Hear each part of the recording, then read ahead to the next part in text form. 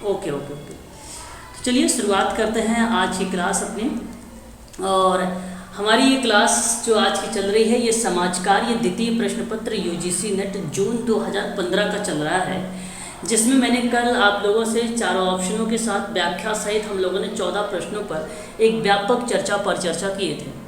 आज मैं आप लोगों से जो है क्वेश्चन नंबर आज का पहला होगा और जून 2015 का समाज कार्य द्वितीय प्रश्न पत्र का 15 नंबर का प्रश्न होगा और कह रहा है कि डैश एक संपर्कगत विक्षोभ है। अब ध्यान समझिएगा कि डैश एक संपर्कगत विक्षोभ है जो एक ऐसी प्रक्रिया के बारे में बताता है जिसमें व्यक्ति अपने साथ ऐसा व्यवहार करते हैं जैसा वे दूसरों के साथ व्यवहार करना चाहेंगे या दूसरों के साथ करना चाहेंगे या दूसरों द्वारा अपने साथ कराना चाहेंगे, तो वह क्रिया क्या कहलाती है? संप्रवाह, प्रक्षेपण, अंतःक्षेपण या प्रतिवेष्टन?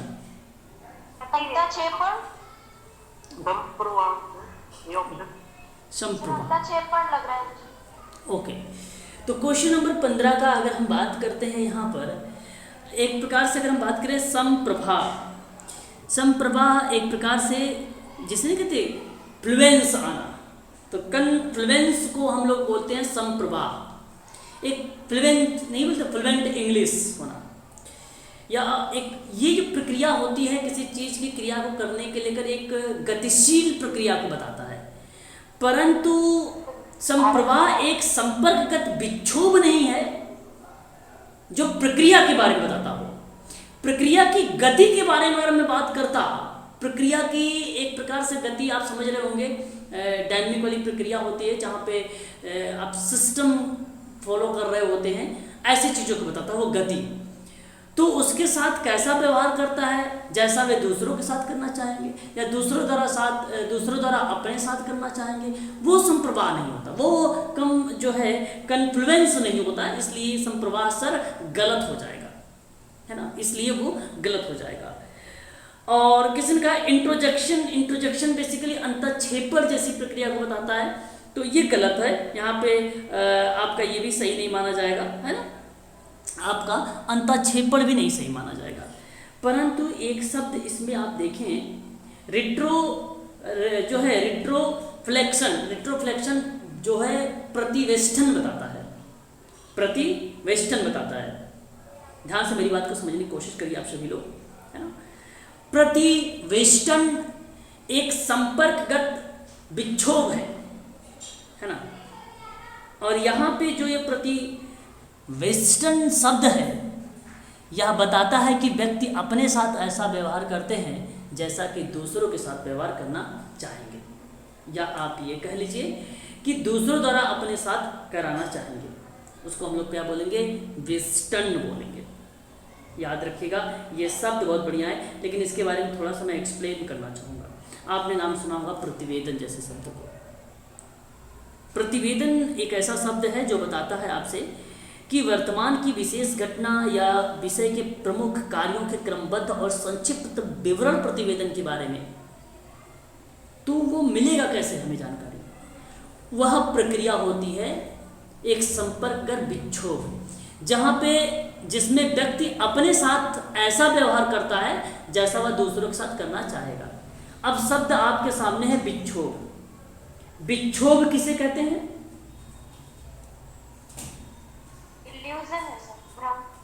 भ्रम। ओके, एक प्रकार से मन का आवेग है मैडम। विक्षोभ एक प्रकार का मन का आवेग है। संप्रवाह मन का आवेग नहीं, प्रक्षेपण मन का आवेग नहीं, अंतःक्षेपण मन का आवेग नहीं, प्रतिवेष्टन मन का आवेग है, जहाँ पे एक संपर्कगत विक्षोभ है और एक ऐसी प्रक्रिया के बारे में बताता है जिसमें व्यक्ति अपने साथ ऐसा व्यवहार करते हैं जैसा कि दूसरों के साथ करना चाहते हैं, है ना। तो यह एक प्रकार से आपका क्या बन जाएगा? विक्षोभ। और यहाँ पर ऑप्शन नंबर प्रतिवेष्टन is the right answer, option number D. Option number D आपका करेक्ट माना जाएगा विक्षोभ को, ठीक है। निम्नलिखित में से कौन सी ड्रग्स अफीम से निकाली जाती है? देखिए आपके सामने बहुत अच्छा प्रश्न है। कौन सी ड्रग्स अफीम से निकाली जाती है? Heroine sir. सर हीरोइन होगा सर। अफीम में सर मॉर्फिन तो होता ही है सर, फिर उसके बाद बनाई जाती है हेरोइन। ऑप्शन थर्ड होगा सर, केवल एक। ओके, और भी कोई कहना चाहेंगे इसके बारे में?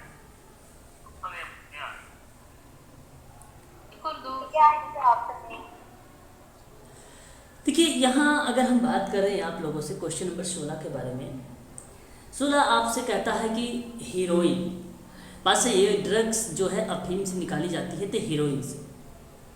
और मॉर्फिन कितने लोग जानते हैं भाई? देखिए आपको बता दूँ, आप एक चीज़ ध्यान रखिएगा आप सभी लोग, अफीम जो है अगर हम चर्चा करते हैं तो अफीम के पौधे जो होते हैं वो बेसिकली पेवर होते हैं। अफीम के पौधे जो होते हैं, यहाँ पे आप समझने की कोशिश करिएगा सभी लोग, हो सकता है कि आप सबसे पूछा जाए, तो आप ध्यान रखिएगा ये पौधे होते हैं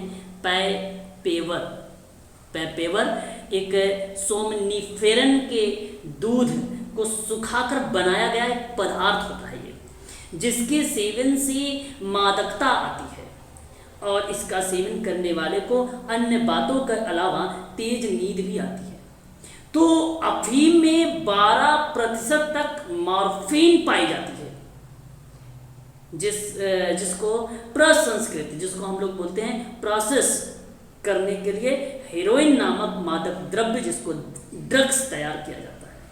तो अफीम का दूध निकालने के लिए उसके कच्चे या अपक्व फल में एक चीरा लगाया जाता है। तो मेरा कहने का तात्पर्य यहाँ पर आप सबको मैं बता दूं कि आपका मॉर्फिन और हीरोइन दोनों करेक्ट जवाब होंगे, दोनों के दोनों करेक्ट जवाब होंगे। इसलिए आपका यहाँ पर जो ऑप्शन होगा पहला वाला करेक्ट होगा कि पहला दूसरा सही है। मैथाडोन और निकोटीन के बारे में कितने लोग जानते हो? यस सर, निकोटीन, मेथाडीन नहीं पता। अच्छा, चलो कोई बात नहीं, मैं बताता हूँ आपको, अभी टेंशन मत लीजिए।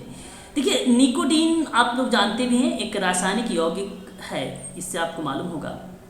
यह एक शक्तिशाली परानुकंपी सम या अल्कलॉइड और एक उद्दीपक औषधि यानी ड्रग्स है, और यह जो है सोलानेसी कुल के पौधों में पाया जाता है ना।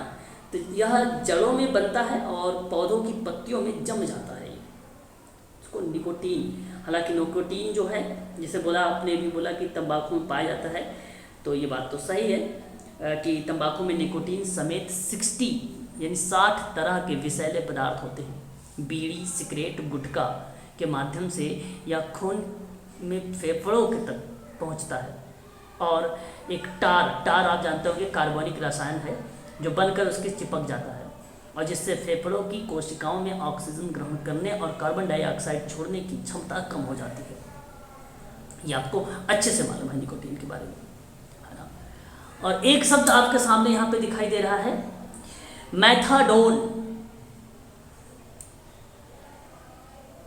जानते हैं आप? नहीं सर। नहीं सर। ओके, देखिए यहाँ अगर हम बात करें मैथाडोन के बारे में, मैथाडोन भी एक प्रकार का विषैले पदार्थ ही है। मैथाडोन भी एक प्रकार का विषैला पदार्थ है। कोई बताए जरा मैथाडोन क्या है?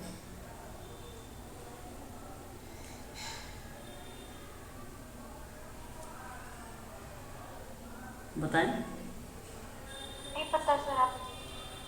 ओके, मैं बताता हूँ, ध्यान से मेरी बात को समझिए आप सभी। मैथाडोन एक प्रकार का ड्रग्स होता है, पदार्थ होता है, और यह पदार्थ जो होता है मानसिक जी, एक मिनट कर रहा हूँ। मैथाडोन जो होता है यह ऐसा पदार्थ होता है जो शरीर की, अगर बात करें मानसिक जो ब्लड होता है हमारा, जो मानसिक जो क्षमताएं, जो कोशिकाएं होती हैं, उसको तीव्र कर देता है। और कभी कभी हम इसका जो है मैथाडोन जो रूप में अगर हम जब देखते हैं तो इसका एक दवा के रूप में भी प्रयोग में लाते हैं। और हीरोइन की लत जोखिम का वाहन करती, जैसे बीमारियों को अनुबंधन करना, हृदय की समस्याओं को विकसित करना काम करता है ये। तो हम आम तौर पे किसी लत के उपचार के लिए आमतौर पर जो है उपचारों के उपयोग में मेथाडोन और एक सिंथेटिक अफीम, हेरोइन, कोडीन और मॉर्फिन की तुलना में दुग्ध कुप्रभाव के साथ इसमें हमने क्या काम करते हैं, इसके रूप में जो है यूज़ करते हैं। तो मेथाडोन ओपिओइड के परिवार में एक दवा है जिसका उपयोग दर्द के इलाज करने के लिए किया जाता है। जैसे कोकेडीन हो जाता है मनोरंजक उद्देश्य, जैसे हीरोइन, ओपिडिस और मादक द्रव्य के रूप में इसको जाना जाता है।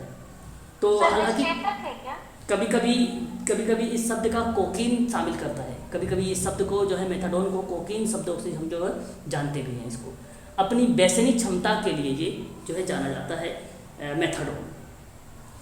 हालांकि उपचार में ज़्यादातर इसको यूज़ में हम लोग लाते हैं मेथाडोन को। तो उपचार में अरब और मिस्रवासी और प्राचीन समय में जो होता था उस समय पौधे की सूखी राल की अफीम, खसखस के रूप में ये जाना जाता था। दर्द और दस्त के इलाज के लिए भी, और इसका उपयोग इंग्लैंड में 18वीं और 19वीं शताब्दी में काफ़ी परिचित रहा और काफ़ी जो है चर्चित रहा। ये 19वीं शताब्दी के दौरान में कोडीन और मॉर्फिन और हीरोइन 3 सबसे लोकप्रिय अफीम जो है उत्पन्न हुए थे सबसे, है ना। तो मेथाडोन आप ध्यान रखिएगा सभी लोग, एक आर्टिफिशियल के रूप में इसे बनाया जाता है या बनाया गया था ताकि वो ओपियोड को विकसित करने में आसानी हो सके और यह पता चल सके कि यह एक महत्वपूर्ण लत की क्षमता थी। अवसादकारी प्रभावों को झुकाव या सुझाव दिया जाता है, इसके दवा के रूप में इसको इस्तेमाल किया जाता है मेथाडोन को दवा के रूप में। सर मेथाडोन को ही कोकीन कहते हैं क्या? हाँ, आप मेथाडोन को कोकीन के रूप में भी जान सकते हैं, सही है। ये भी मेथाडोन का दुष्प्रभाव के और प्रतिकूल प्रभाव की बात अगर हम करते हैं तो उसमें जो है बहुत एक शारीरिक और मनोवैज्ञानिक निर्भरता के विकास के जोखिम के अलावा सबसे आम अगर हम बात करते हैं चक्कर आना, उल्टी आना, पसीना आना, और ये सारी चीज़ें हम लक्षण के रूप में इसको देखते हैं। दस्त, शुष्क मुंह और टॉयलेट करने पर कठिनाई, रक्तचाप में कमी और शारीरिक कमजोरी, पुरानी थकान, भ्रम, स्मृति हानि, मति भ्रम, ये सारा हमें देखने को मिलता है मेथाडोन में। ये सारा एक प्रकार का व्यसन ही है। कोकीन, मेथाडोन का उपयोग भी हम इसमें कर सकते हैं, श्वसन क्षमता को कम करें और हृदय की लय को बदले, है ना। अफीम के जहर से लगभग 25% मौतें जो होती हैं मेथाडोन से ही होती है, ऐसा बताया जाता है। तो यहाँ पे सही जवाब ऑप्शन नंबर पहला करेक्ट हो जाएगा, हीरोइन और मॉर्फिन। ऑप्शन नंबर ए सही है। तो ये आपका उपचार में यूज़ किया जाएगा। हालांकि ये मानसिक जो क्षमताएं वगैरह होती है उसको तीव्र कर देता है कोकीन वगैरह में। निकोटीन भी आपका वही काम करता है, निकोटीन तो आप जानते हैं अच्छे से, इसलिए ये तो दोनों गलत हो गया। ड्रग अफीम से जो निकाली गई है वो हीरोइन को निकाला गया और मॉर्फिन को निकाला गया। ऑप्शन नंबर पहला सही हो जाएगा। कभी मॉर्फिन और हीरोइन जो खा लेते हैं उनकी तत्काल क्षमता कम हो जाती है, तो उनके इलाज में ये मेथाडोन का उपयोग किया जाता है। बिल्कुल, देखो ये सब दुष्प्रभाव ही हैं शरीर के। हीरोइन भी दुष्प्रभाव है, मॉर्फिन भी दुष्प्रभाव ही है, निकोटीन भी दुष्प्रभाव। मॉर्फिन और हीरोइन खाने से मस्तिष्क की क्षमता कम हो जाती है, मतलब सोचने की। कौन सी क्षमता कम हो जाती है मैडम? मस्तिष्क में सोचने और समझने की क्षमता। हाँ बिल्कुल बिल्कुल बिल्कुल, वो सब में होता है। निकोटीन से भी वही होता है, लक्षण वहीं से भी वहाँ से भी दिखेगा, निकोटीन से भी, है ना। अच्छा, अब यहाँ पर कोलमैन के अकॉर्डिंग या केलमैन के अकॉर्डिंग कौन सी प्रक्रिया है जो अल्प अवधि परिवर्तन के लिए जिम्मेदार है? कोलमैन के अकॉर्डिंग। सर इसका इंग्लिश दिखा दीजिए। जी, इसका इंग्लिश भी दिखा दीजिए। Coleman according to केलमैन।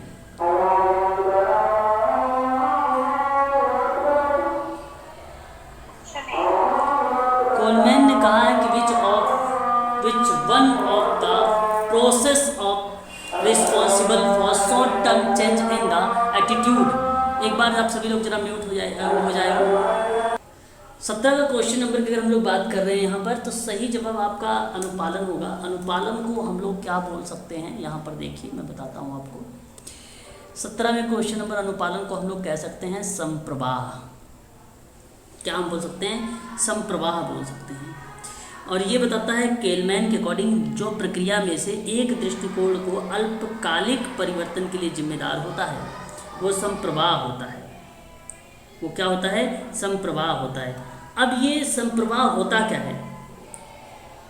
क्या आप लोगों में से किसी को मालूम है संप्रवाह किसको कहेंगे? बेसिकली ये एक ऐसा दृष्टिकोण होता है जो संगठनात्मक परिवर्तन की चुनौतियों पर लागू होने के में सहायक होता है। तो कोलमैन ने सुझाव दिया था, यहाँ पर कोलमैन ने ये सुझाव दिया था कि ऐसी प्रक्रिया जो अल्प अवधि परिवर्तन के लिए जिम्मेदार होगी वह आपका क्या कहलाएगा? वह आपका अनुपालन कहलाएगा या संप्रवाह कहलाएगा। ऑप्शन पहला सही रहेगा आपका, यहाँ पर ऑप्शन नंबर पहला आपका करेक्ट रहेगा। बात अगर हम फॉलो करना भी बोलते हैं ना? हाँ, आप फॉलो भी करना, इसे अनुपालन ही फॉलो करना होता है, अनुपालन ही फॉलो करना होता है। और आइडेंटिफिकेशन आप जानते ही हैं, पहचान तो बिल्कुल गलत हो जाएगा आपका। और इंटरनेशनलाइजेशन की बात अगर हम लोग करते हैं, ये क्या होता है? किसी को मालूम है? आत्मसात कर लेना चीजों को, अपने अंदर उतार लेना, तो वो परमानेंट होता है सर, ये टेम्परेरी नहीं होता। ओके, देखिए यहाँ अगर हम जब इसके बारे में बात करते हैं, ये आंतरिकीकरण होता है। और आंतरिकीकरण जो होता है ये सीखने और अचेतन आत्मसात करके किसी के स्वभाव का हिस्सा बनाना। एक प्रकार से अगर हम लोग बात करते हैं यहाँ पर, तो वह बेसिकली अभ्यांतरीकरण कहलाता है। तो अभ्यांतरीकरण जो होता है, आप ध्यान रखिएगा, ये आंतरिकी या आंतरिककरण ही कहलाता है, जहाँ सीखने या अचेतन आत्मसात करके किसी के स्वभाव का हिस्सा बनाना, रवैया या व्यवहार, रवैया या व्यवहार। ठीक है, तो ये समाजशास्त्र का पॉइंट्स है। समाजशास्त्र आपका यूनिट नंबर 2 में दिया गया, वहाँ मैं आप लोगों से चर्चा करूँगा इसके बारे में, तो आप इसको ध्यान रखिएगा सभी लोग। आंतरिकीकरण बोला जाता है इसको, है ना। और एक शब्द आता है आत्मसातकरण, है ना। आत्मसात क्या होगा? अपने अधिकार में बात करता है। आत्मसात जो पूरी तरह से सहमति और अपने अंतर्गत कर लिया गया हो, आत्मसात हो जाता है। दूसरों की तरह बनना या किसी अन्य व्यक्ति को नए वातावरण के अनुकूल होने में मदद करना आत्मसात कहलाता है ना। दूसरों की तरह बनना या किसी अन्य व्यक्ति को नए वातावरण के अनुकूल होने में मदद करना आपका क्या कहलाता है? आत्मसात कहलाता है। एसिमिलेशन कहलाता है ये आपका यहाँ पर सही जवाब हो जाएगा संप्रवाह, ऑप्शन नंबर पहला, ये केलमैन के अकॉर्डिंग। क्वेश्चन नंबर 18 कि समाज कार्य व्यवहार के मॉडल या सिद्धांत में से किसने आवास और कार्यस्थल जैसे निशे की अवधारणाओं का सेवार्थी के व्यवहार पर पड़ने वाला प्रभाव को समझने में विशेष रूप से उपयोग किया जाता है? क्वेश्चन नंबर 18 का सही जवाब क्या होना चाहिए? लाइफ मॉडल के बारे में पढ़ाई होगा आप लोगों ने, लाइफ मॉडल। हाँ सर, ये लाइफ मॉडल ही होगा सर इसका आंसर। और यहाँ जो लाइफ जीवन मॉडल की हम बात कर रहे हैं, लाइफ मॉडल इन सोशल वर्क में, ठीक है, ये बेसिकली बहुत ही इम्पोर्टेंट है। अगर इसको सही तरीके से परिभाषित किसी विद्वान ने किया था तो 1980 में जर्मेन ने किया था। क्या नाम था उसका? Karen Germain. हाँ, सन 1980 में इन्होंने the life model of social work practice के रूप में इन्होंने यूज लाया था। और वही बात यहाँ पे यही मॉडल कहता है। ये मॉडल क्या बोलता है कि आवास और कार्यस्थल की अवधारणाओं को सेवार्थी के व्यवहार पर पड़ने वाला प्रभाव को समझने में विशेष रूप से उपयोग करता है। जो आवास है, जहाँ कार्यस्थल है, जो समाज कार्य अभ्यास जहाँ आप कर रहे हैं, उसके दौरान में सेवार्थी के व्यवहार पर पड़ने वाला जो प्रभाव है उसको समझने में आपको विशेष रूप से मदद करता है जीवन model, life model, Carel Germain के द्वारा दिया गया था ये, है ना। ये चीज़ आप ध्यान रखिएगा सभी लोग। और उसके बाद अगर हम बात करते हैं तो एक गेस्टाल्ट थ्योरी आती है। गेस्टाल्ट थ्योरी डेवलप बाय, बताएं।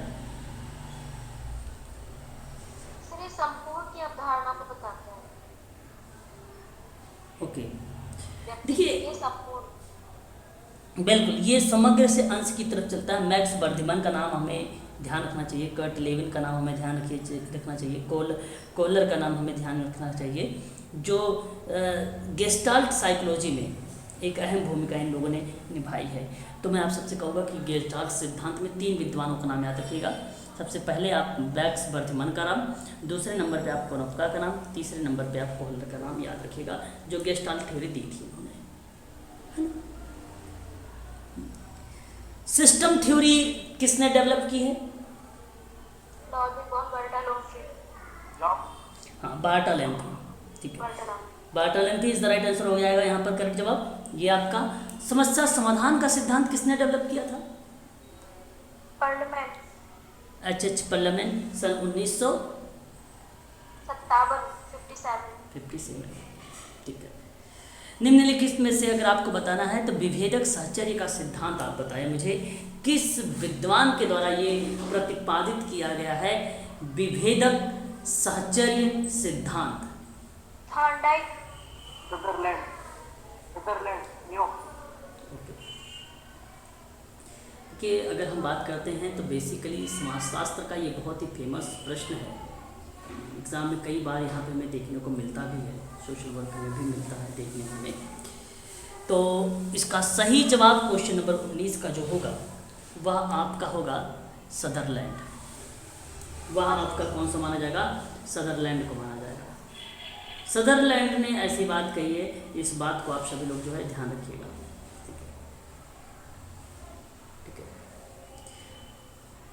है ना?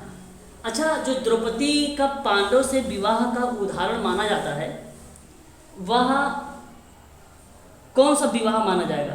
भ्रातक बहुपति माना जाएगा, शाली विवाह माना जाएगा, या समकालीन शाली विवाह, या आप भ्रातक बहुपति माना जाएगा? भ्रातक बहुपति।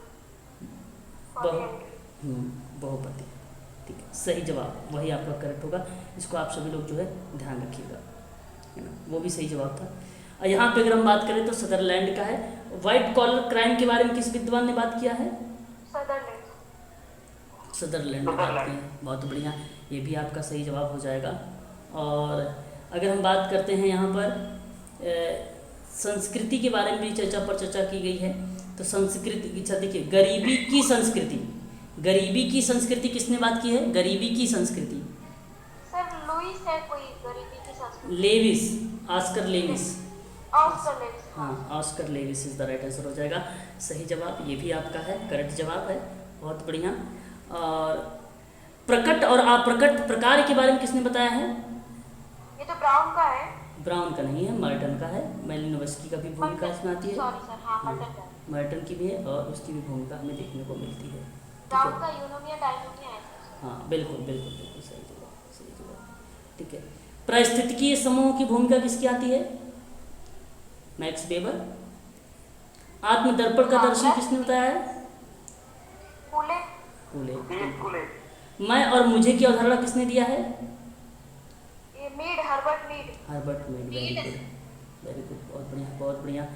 यही चीज़ आप लोगों को जो है ध्यान रखना है। यहाँ पे जो सही जवाब व्हाइट कॉलर क्राइम का है, इसको आप सभी लोग ध्यान रखिएगा, काफ़ी ज़्यादा इंपॉर्टेंट फेमस सवाल है ये। और विभेदक साहचर्य का सिद्धांत भी आपको ध्यान रखना है। व्हाइट कॉलर क्राइम, ठीक है, एडविन किसका है बताएं? सफ़ेद कॉलर अपराध के नाम से इसको जाना जाता है। अपने व्यवसाय के दौरान जो होता है सम्मानजनक और उच्च सामाजिक स्थिति के व्यक्तियों द्वारा किए गए अपराध के रूप में इसको परिभाषित किया गया था, ठीक है। तो अपराधी उच्च सामाजिक आर्थिक वर्ग से संबंधित है और व्यावसायिक गुणों का संचालन करते हुए आपराधिक कानून का उल्लंघन करता है, उसे सफ़ेद कॉलर अपराध कहते हैं। पहली बार ये 1939 में एडविन सदरलैंड के द्वारा परिभाषित किया गया था। काफ़ी ज़्यादा इंपॉर्टेंट ये सवाल था जो एग्ज़ाम में पूछा भी जा चुका है, ठीक है, याद रखेंगे। अच्छा, यहाँ पे देखो, जर्मी बेथन के नाम सुना होगा आप लोगों ने, बताया ज़रा। हाँ सर, नाम तो सुना है, मुझे याद। जर्मी बेथन, हाँ, जर्मी बेथन। इसका सिद्धांत काफ़ी ज़्यादा फेमस रहा था, बहुत ज़्यादा फेमस। ये एक प्रकार से इंग्लिश फिलोसोफर के रूप में जाना गया था ये, जर्मी बेथन। और मैं आप सबसे कहूँगा कि अगर इसके बारे में अगर याद रखना है तो आप एक ही कॉन्सेप्ट याद रखिए, नैतिकता और कानून के सिद्धांतों का परिचय किया था इसने, परिचय बताया था, उसका परिचय बताया था। नैतिकता और कानूनों के सिद्धांतों का परिचय से इसने परिचय करवाया था। मतलब नैतिकता के बारे में काफ़ी ज़्यादा फेमस है जर्मी बेथम, जर्मी बेथम। जॉन फिशर के बारे में आपको मालूम होगा, क्या सर? जॉन फिशर, हाँ सर, ये तो जॉन क्या सर? फिशर जी, सर वो दूसरे हैं ना सर, ये आप हाँ। टेस्ट वाले वो दूसरे हैं सर? वो दूसरे, ये दूसरे हैं। ये अगर हम बात करें आप लोगों से ना, तो इनके बारे में कैथोलिक पुरोहितों की रक्षा के बारे में, जैसे आपने मार्टिन लूथर के नाम सुना होगा, मार्टिन लूथर के खिलाफ अगर कोई आवाज़ उठाया था तो जॉन फिशर ही था, जॉन फिशर ही था। उसकी थ्योरी की आलोचना करने वाला कौन था? जॉन फिशर ही था। सर क्या बताएं? कैथोलिक कैथोलिक पुरोहितों की रक्षा, मार्टिन लूथर के खिलाफ थी वो, मार्टिन लूथर के वो खिलाफ थी। ठीक है। और एक नाम हमारे सामने आता है, वो भी आप लोगों ने सुना ही होगा, ठीक है, डोनाल्ड आर क्रेसी।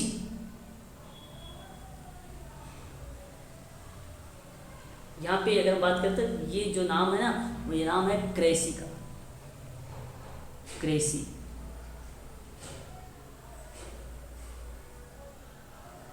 बताइए। चलो, ये आपको मैं बता दूं, डोनाल्ड आर क्रेसी का नाम, ये एक ऐसे विद्वान, अमेरिकन विद्वान थे। इन्होंने क्रिमिनोलॉजी के बारे में बताया था, अपराध के बारे में। और आपको बता दूं मैं, इनका जो भूमिका सबसे ज़्यादा मानी गई, वो अन्य लोगों का पैसा यानी अदर पीपल्स मनी गबन के सामाजिक मनोविज्ञान में एक अध्ययन किया था सन 1953 में। तब हमें देखने को मिला था डोनाल्ड क्रेसी का नाम।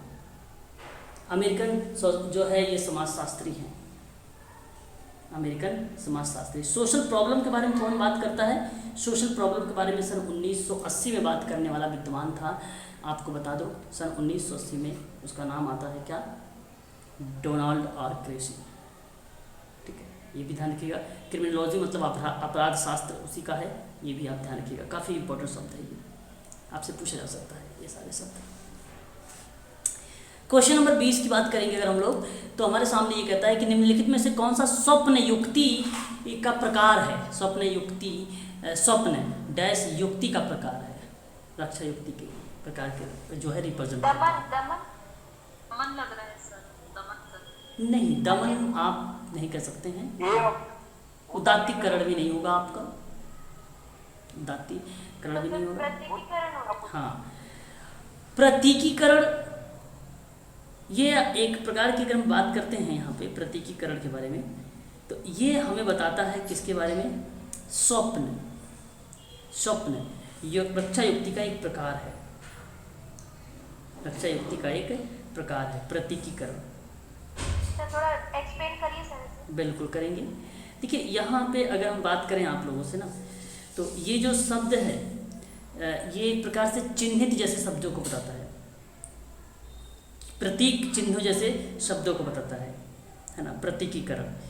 और प्रतीकीकरण जैसे अगर हमने कोई एग्जाम्पल तौर पे अगर हम बात कर लेते हैं, सिंपल मैंने बात कहा कि स्वप्न देखना, ड्रीम्स, स्वप्न की बात करना, सिगमंड फ्रायड की रक्षा युक्ति है, वो आपको संकेत करती है, बताती है। जैसे स्वप्न आप देखते हैं कोई चीज़ें, और उस देखने के मतलब ये संकेत देती है दुर्घटनाओं के बारे में, खुशियों के बारे में, ऐसा एक प्रतीक देता है। ऐसा बच्चों में देखने को मिलता है। इसको बोलते हैं हम लोग क्या? प्रतीकीकरण। प्रतीकीकरण। ठीक है, इसका सही जवाब आपका हो जाएगा ऑप्शन नंबर 2। दमन तो एक प्रकार से जो दमित इच्छाएं उसको बाहर निकालने की बात करती है। औचित्य स्थापन क्या होता है? औचित्य स्थापन क्या होता है? सर तर्क देना, जैसे कोई बिल्कुल गलती करेक्ट हो गई है फिर उसका बहाना बनाना। औचित्य स्थापन कहलाता है। ठीक है, और आपको बताऊं, अगर मैं एक शब्द है उदात्तीकरण। हाँ सर। उदात्तीकरण बेसिकली उद्दत बनाने की क्रिया है, किसी चीज को उसके श्रेष्ठ रूप में प्रस्तुत करने की बात करता है। उदात्तीकरण का हम इस तरीके से मीनिंग को समझने की कोशिश करते हैं, वो हमारा उदात्तीकरण होता है। सांस्कृतिक मूल्यों की वस्तुओं के लिए स्वाभाविक आकर्षण की बात करने वाला उदात्तीकरण करता है। लेकिन स्वप्न युक्ति का प्रकार में अगर हम बात करते हैं, जो स्वप्न से रिप्रेजेंट होता है, ड्रीम से रिप्रेजेंट होता है, वो आपका प्रतीकीकरण होता है। ये रक्षा युक्ति है। डैश अतीत की क्रियाओं, अब अतीत आ गया, आपको समझ में आ गया होगा। अतीत की क्रियाशील अनुभव का अध्ययन और समीक्षा करना क्या कहलाएगा?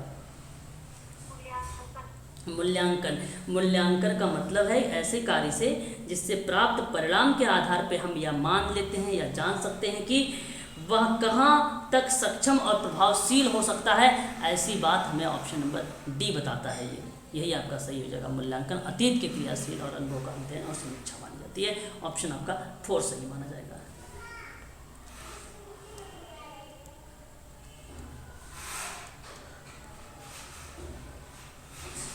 शोधकर्ता क्षेत्र में या शोधकर्ता के क्षेत्र से जो डेटा इकट्ठा करता है वह क्या कहलाता है?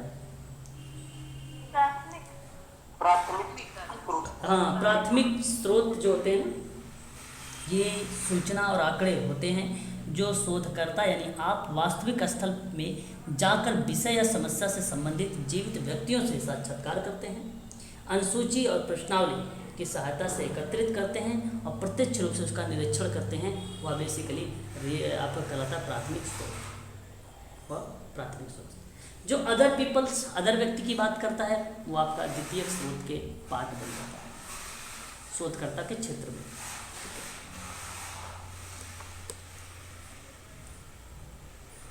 प्राक प्रयोग किस्म की डिजाइन में शामिल है?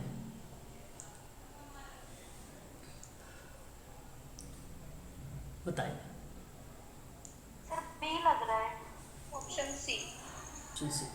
देखिए, तत्काल केस का अध्ययन प्राक प्रयोग, और समूह पूर्व परीक्षण उत्तर परीक्षण डिजाइन प्राक प्रयोग, और उत्तर, जब यहाँ पे हम लोगों ने देख लिया तो उत्तर ऑलरेडी यहाँ पे शामिल कर लिया, तो ये भी शामिल करेंगे। उत्तर परीक्षण साम्य समूह डिजाइन ये भी शामिल होगा। अर्ध प्रयोगिक नहीं शामिल होगा, अर्ध प्रयोगिक डिजाइन, बाकी सारे शामिल हो जाएगा। A B D option number C correct हो जाएगा। थर्ड, प्राक प्रयोग क्या होता है बताएं? प्राक प्रयोग नहीं, प्राक प्रयोग किस्म के डिजाइन में शामिल है।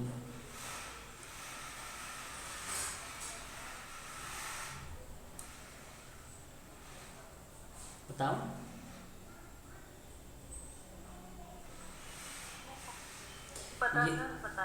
प्राक प्रयोग मतलब था डिजाइन में प्रयोग, मतलब सही ढंग से डिजाइन किया गया प्रयोग, चाहे वो सांस्कृतिक हो, सामाजिक हो या इंजीनियरिंग के रूप में हो। हम एक प्रकार से डिजाइन के अंतर्गत जो चीज़ें यूज में लाते हैं। प्रयोगात्मक डिजाइन एक सूचना एकत्र करने वाला प्रयोग है जिसमें भिन्नता मौजूद होती है, इसलिए इसे प्राक डिजाइन या प्राक प्रयोग का यूज़ करते हैं। तो तत्काल केस अध्ययन में भी यूज़ होता है। हम बेसिकली जब भी कोई समस्या हम काम करते हैं, समस्या हमें दिख जाती है, तो हम तत्काल वाला क्रिया जो है संचालित कर देते हैं। तो तत्काल केस अध्ययन हमारा शामिल होता है, इसलिए आपका यहाँ पे करेक्ट जवाब हो जाएगा थर्ड वाला। थर्ड आपका करेक्ट जवाब हो जाएगा। एक निष्क्रिय नेता है लोकतांत्रिक नेता, पैगंबर या अहस्तक्षेप या करिश्माई नेता? हस्तक्षेप जिसका कोई हस्तक्षेप ही नहीं हो, निष्क्रिय हो।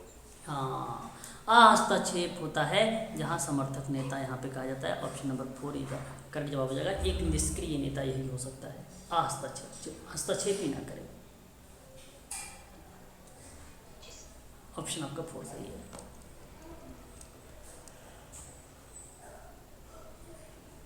निम्न में से कौन सा नेता प्रमुख प्रकारी नहीं है? पेप मुख इसमें दिखा हुआ है ना? क्या होना चाहिए इसका सही जवाब? क्वेश्चन नंबर 25 है। आयोजक के रूप, आयोजक नहीं हो सर, आयोजक तो होता है, क्या आता है जैसे समूह के प्रतीक के रूप में नेता, प्रतीक होगा ना। देखिए, विशेषज्ञ नेता के रूप में अगर कहने का मतलब ये हुआ मेरा कि 25 कह रहा है लीडर एज अ एक्सपर्ट के रूप में काम कर रहा है। तो मेरा कहने का मतलब ये है कि कौन सा नेता का प्रमुख प्रकार ये नहीं है, मतलब main function of a leader नहीं है, आपको बताना है इसमें से। तो मैं आपसे कहूँगा ये तो पहला तो माना जाएगा भाई, एक विशेषज्ञ के रूप में हो सकता है। हाँ सर, बिल्कुल। आयोजक भी होगा। लेकिन अगर मैं आपसे बात करूँ यहाँ पर आयोजक के रूप में, आयोजक के रूप में भी हो सकता है, हो सकता है कि नहीं हो सकता है, बिल्कुल हो सकता है। कार्यक्रम का आयोजन करेगा। ये भी हो सकता है, ये भी हो सकता है, मध्यस्थता के रूप में भी हो सकता है। हाँ। समूह के प्रतीक के रूप में तो संस्था होती है, तो नेता थोड़ी ना होता है ना, इंस्टीट्यूट वगैरह होती है। तो मैं आपसे कहूँगा कि डी लगाइए यहाँ पे, 4 करेक्ट माना जाएगा आप लोगों का, 4 आपका करेक्ट माना जाएगा, डी वाला है ना। प्रबलीकरण सिद्धांत के अनुसार अगर हम बात करें, प्रबलीकरण सिद्धांत के अनुसार अगर हम लोग बात करते हैं तो बताइए जो है अंतर्वैयक्तिक आकर्षण का प्रमुख आकर्षक रहा है किसके अंतर्गत? पुरस्कार, गौर पुरस्कार, दंड या गौर दंड? क्वेश्चन नंबर पुरस्कार होगा सर, पुरस्कार। पुरस्कार होगा, बिल्कुल। यहाँ पे पुरस्कार करेक्ट माना जाएगा आप लोगों के लिए। एक प्रकार से हम इसको जो है रिवॉर्ड के नाम से जानते हैं, पुरस्कार को हम जो है रिवॉर्ड के नाम से जानते हैं। प्रबलीकरण सिद्धांत के अनुसार, आप ध्यान रखिएगा, प्रबलीकरण ये आपका कहलाएगा प्रबलीकरण का सिद्धांत में पुरस्कार। प्रबली मतलब होता है रीइंफोर्समेंट का सिद्धांत, प्रबलीकरण, ठीक है। रीइंफोर्समेंट मतलब पुनर्बलन का सिद्धांत, पुरस्कार पर ही तो आधारित है। आपका ऑप्शन नंबर पहला करेक्ट हो जाएगा।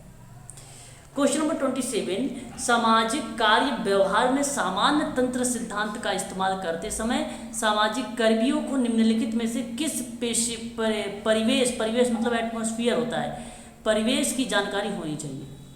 वास्तविक परिवेश, सेवार्थी द्वारा अनुभूत परिवेश। देखिए अच्छा सवाल आपके सामने आ चुका है यहाँ पर, तो मैं आपसे कहूँगा कि वास्तविक परिवेश भी शामिल रहेगा और सेवार्थी द्वारा अनुभूत परिवेश भी शामिल रहेगा, कर्ता द्वारा अनुभूत परिवेश भी शामिल रहेगा, आरंभिक बचपन का नहीं, ये आपका नहीं होगा। समाज कार्य व्यवहार में सामान्य तंत्र के सिद्धांत का जो इस्तेमाल करते समय सामाजिक कर्मी को निम्नलिखित में से परिवेश की जानकारी होनी चाहिए। एक वास्तविक परिवेश के बारे में, एक सेवार्थी द्वारा जो अनुभूत परिवेश है वो, एक कर्ता द्वारा जो अनुभूत परिवेश है वो, आरंभिक बचपन वगैरह जो है आपका वास्तविक परिवेश में शामिल हो जाता है। इसलिए आप इसको 4 को काट दीजिए, बाकी 1 2 3 लगा दीजिए, ऑप्शन नंबर आपका मिल जाएगा डी में। चौथा है, चौथा ही करेक्ट हो जाएगा।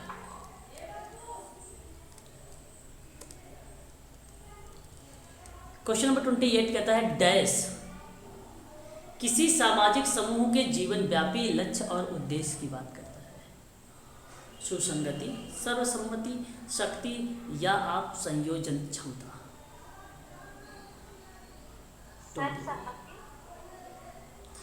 देखिए संयोजन क्षमता किसी सामाजिक समूह के जीवन व्यापी लक्ष्य का उद्देश्य है, तो संयोजन क्षमता सही मानो आप लोग। संयोजन क्षमता जो होता है किसी भी सामाजिक समूह को जीवन व्यापी लक्ष्य और उद्देश्य के रूप में जाना जाता है। आपका सही जवाब हो जाएगा 4 वाला करेक्ट हो जाएगा, है ना। संयोजन क्षमता याद रखिए, काफी बहुत अच्छा शब्द है ये तथ्यों का संयोजन शक्ति को संयोजता का नाम दिया जाता है। दूसरे शब्दों में अगर हम बात करें तो संयोजकता का एक संख्या है जो प्रदर्शित करती है कि कोई परमाणु कितने इलेक्ट्रॉन प्राप्त करता है।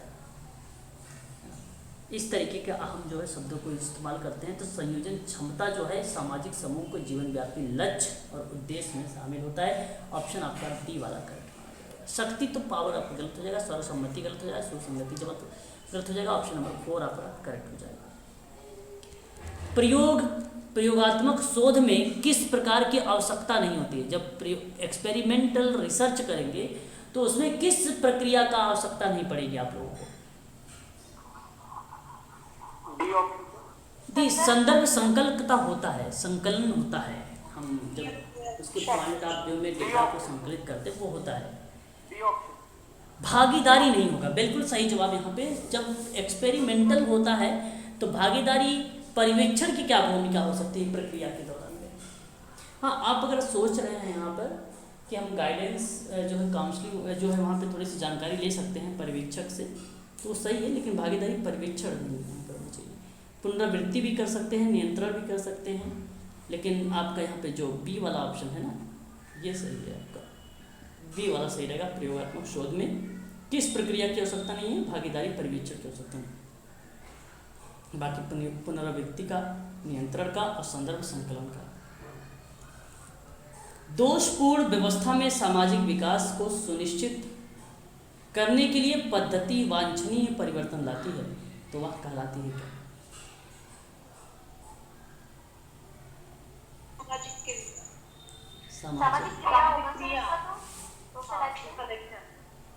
क्रिया। तो सामाजिक क्रिया आप जानते हैं, दोषपूर्ण व्यवस्था में सामाजिक विकास को सुनिश्चित करने के लिए एक पद्धति वांछनीय परिवर्तन करती है। सोशल एक्शन ही करेक्ट जवाब रहेगा आपका। व्यापक लेवल पर होता है सामाजिक परिवर्तन, प्रचार और विधान के माध्यम से हम सामाजिक क्रिया करते हैं। मैरी रिचमंड ने साफ शब्दों में बोला था, तो यही आपका सही जवाब रहेगा। 30 का आपका ऑप्शन नंबर 3 वाला करेक्ट माना जाएगा।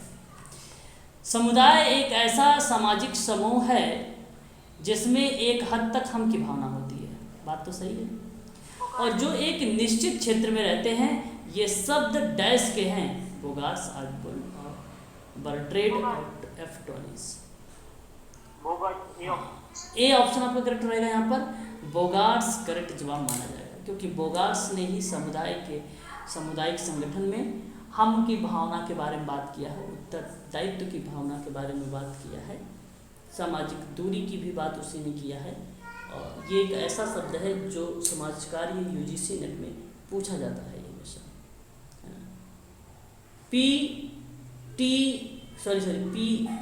PTSD का अगर हम बात करते हैं यहाँ पर, तो इसका प्रतीक क्या मानोगे आप? फोर्थ लग रहा है, पोस्ट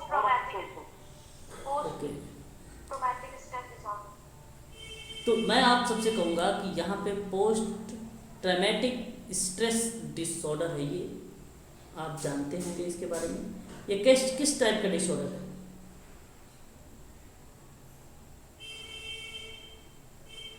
बताएं। अभिघातक के बाद तनाव का जो विकार है वो किस टाइप का है?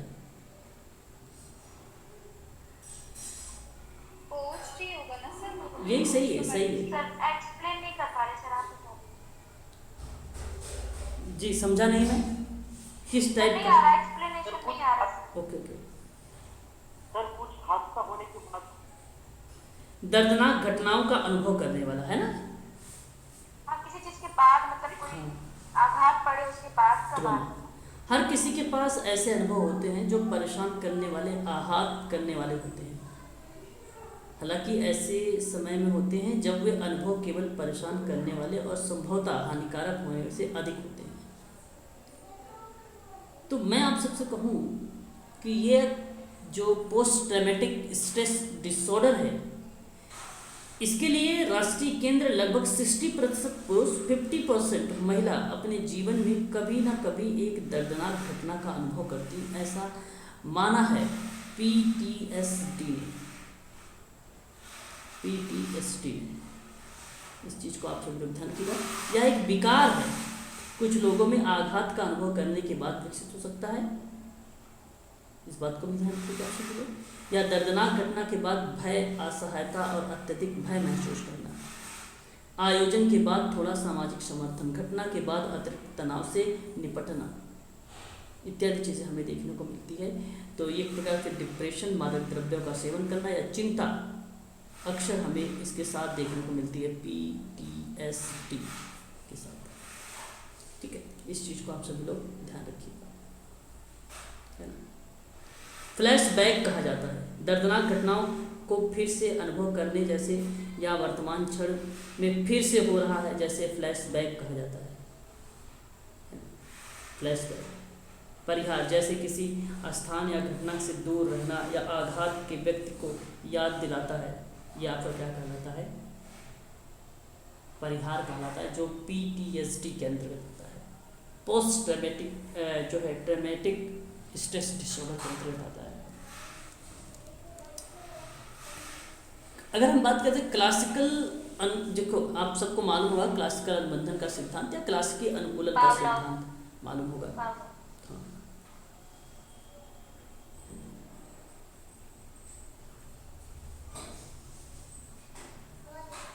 ठीक है, यहाँ पे आपने अल्बर्ट जो है पावलोव को लगाया। और देखिए आपका ऑप्शन नंबर यहाँ पे 2 ही सही हो गया है, परंतु और भी हम लोग देख लेते हैं। GOMS, GOMS एक मॉडल है। हाँ, इसका पूरा नाम क्या है?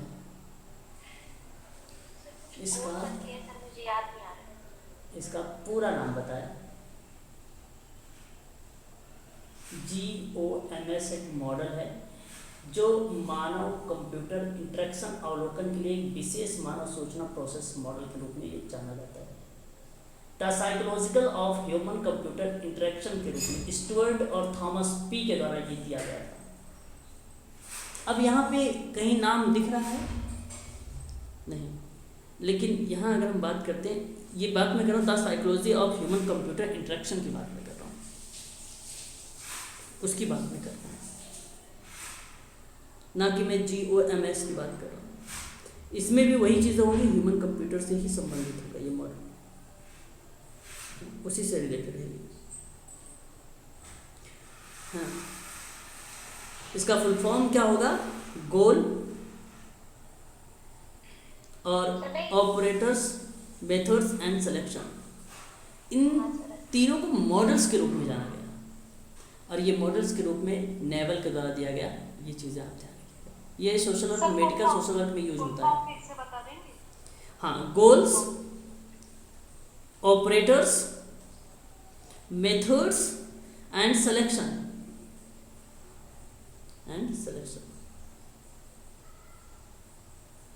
Human computer interaction.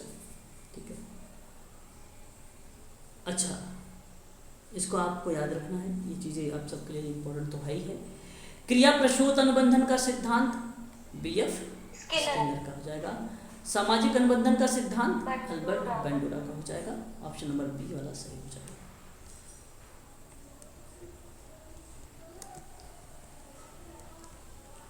देखिए यहाँ पे आप लोगों से एक तरफ सूची 1 है, सूची 2, मतलब उसके मुख्यालय दिए गए हैं। एक तरफ संगठन है, दूसरी तरफ मुख्यालय। WHO का नाम तो आप लोगों ने सुना ही होगा। आप में से कोई ऐसा बच्चा नहीं है जिसको WHO का फुल फॉर्म नहीं पता होगा। बताओ। वर्ल्ड हेल्थ ऑर्गेनाइजेशन है सर। हाँ, इसकी स्थापना हुई थी सन 1948 को, 7 अप्रैल 1948। इसका मुख्यालय जेनेवा स्विट्जरलैंड में है, तो जेनेवा स्विट्जरलैंड को लगा दीजिए, ये आपका सही हो जाएगा। उसके बाद ECOSOC की अगर हम बात करें, इसका हेडक्वार्टर कहाँ पर है? New York is the right answer हो जाएगा इसका। ये इसका हेडक्वार्टर न्यूयॉर्क में है। इसका पूरा नाम अगर हम आपसे बात करें तो इसका पूरा नाम क्या होगा? यूनाइटेड नेशंस,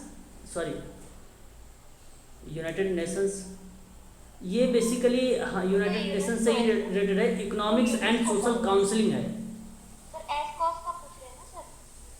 दूसरे वाले पे कह रहा हूँ, यहाँ पे जो न्यूयॉर्क आपने लगाया है, हाँ इकोसॉफ्ट वाशिंगटन में है कि न्यूयॉर्क है?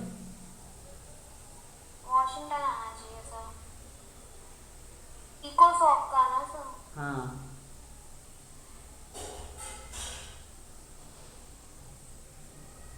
नहीं न्यूयॉर्क सही है।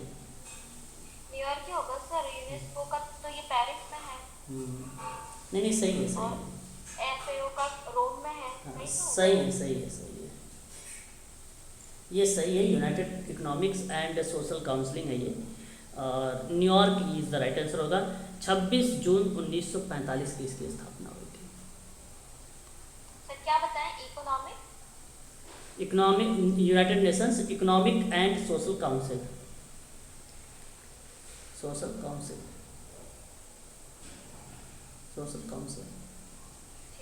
ठीक है ना। अच्छा, उसके बाद हमारे सामने आता है यूनेस्को। पेरिस में है सर इसका। यूनेस्को एक ऐसी एजेंसी है जो United Nations educational, scientific and culture organisations के नाम से जानी जाती है। पेरिस, फ्रांस, 16 नवंबर 1945। हाँ 1945 में है। कहाँ पे हो जाएगा ये? पेरिस। पेरिस का है सर। पेरिस का हो जाएगा। London UK. एक आपका आता है FAO, आप लोग जानते हो, फूड एंड एग्रीकल्चर हाँ सर। ऑर्गेनाइजेशन है ये, फूड एंड एग्रीकल्चर का। इसकी स्थापना हुई थी 16 अक्टूबर 1945 में। हाँ सर। और इसका मुख्यालय बन जाएगा कहाँ पे? रोम, इटली में। यूएस रोम था। रोम, इटली। यही आपका सही जवाब हो जाएगा। ऑप्शन बना दीजिए आपको, कौन सही है? दूसरा? दूसरा सर। इसका तीसरा उसी। दूसरा आपका सही हो जाएगा। ये बताइए 35 नंबर का, शैक्षिक अननोन क्रिया संगठनात्मक ढांचे के किस प्रकार में शामिल की गई है? फिर से पढ़ूंगा। स्वैच्छिक अननोन क्रिया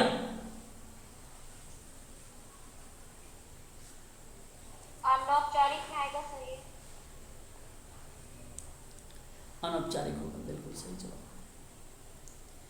पिरामिड आकार वाला ऊर्ध्वाधर। ऊर्ध्वाधर सर। ऊर्ध्वाधर, ऊपर की तरफ होता है ना सर। ओके, ऊर्ध्वाधर।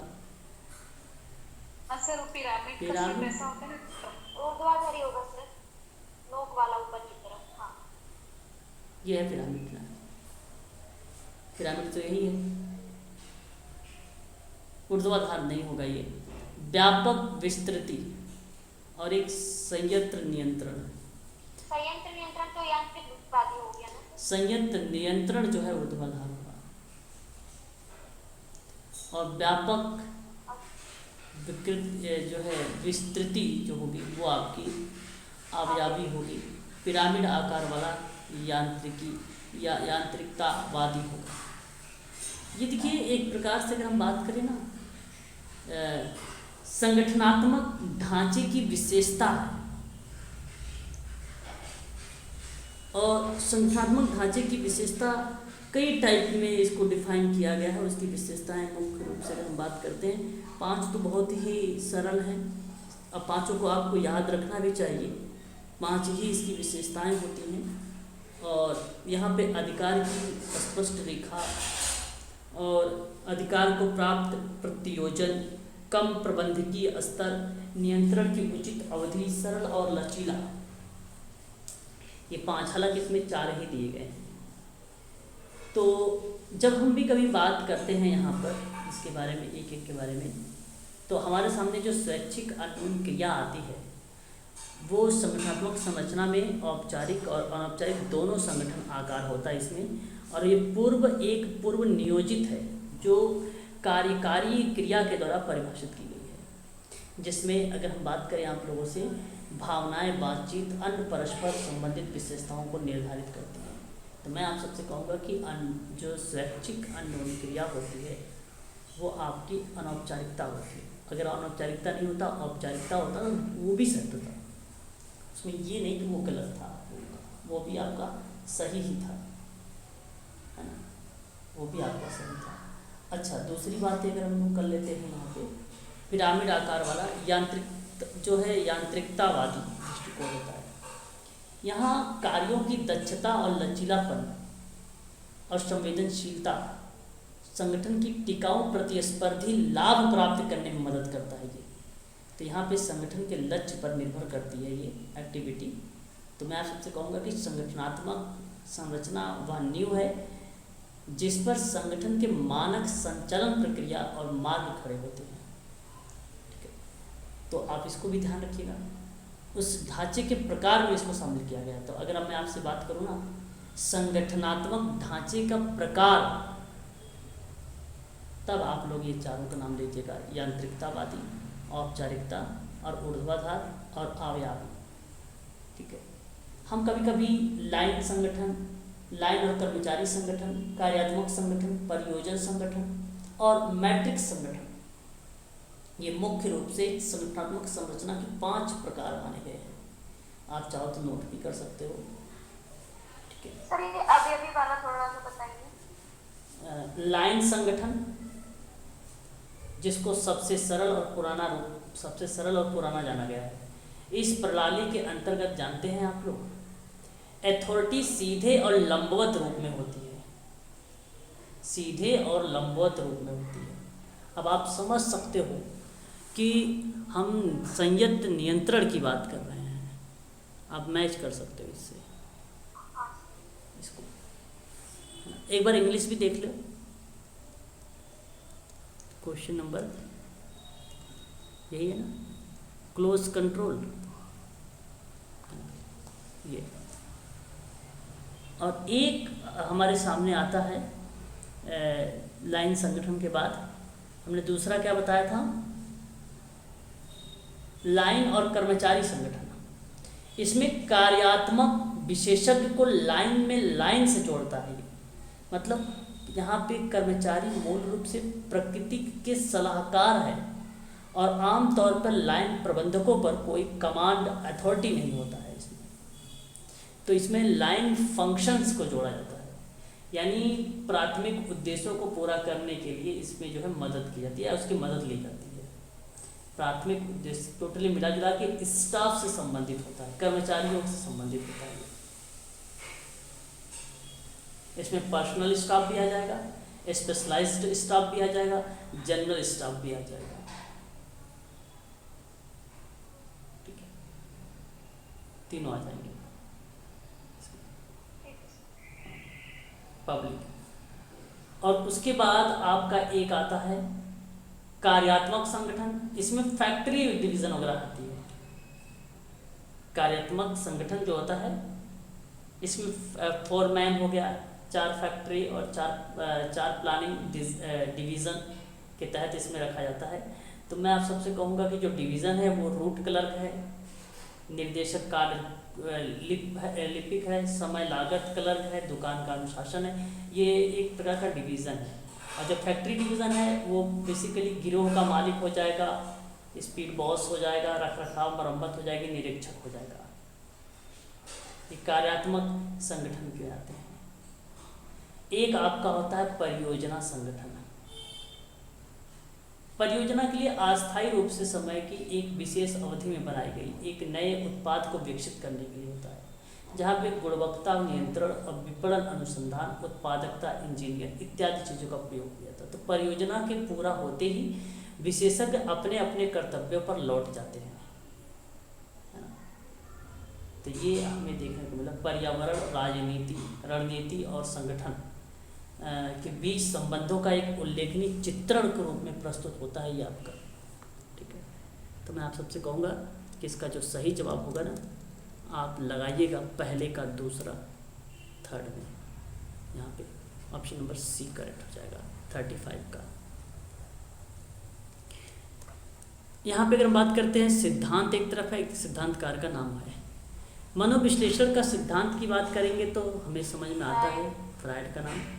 अहम मनोविज्ञान की बात करते हैं तो अन्ना फ्रायड। मनोसामाजिक की बात करते हैं तो हम लोग विज्ञान का नाम, और समस्या समाधान का नाम करते हैं तो अच्छे पल्लव का नाम। ये सिद्धांत है और एक तरफ सिद्धांतकार का नाम दिया गया है। तो इसको भी आप लोग ध्यान रखिएगा, ये भी एग्जाम में आप लोगों से पूछा जाता है, काफ़ी इंपॉर्टेंट है। Eco psychology. ठीक है, तो आज के लिए बस इतना ही रखिए, कल हम लोग आगे बढ़ेंगे, नेक्स्ट क्वेश्चन करेंगे। ठीक है ना, यहाँ से। ठीक है।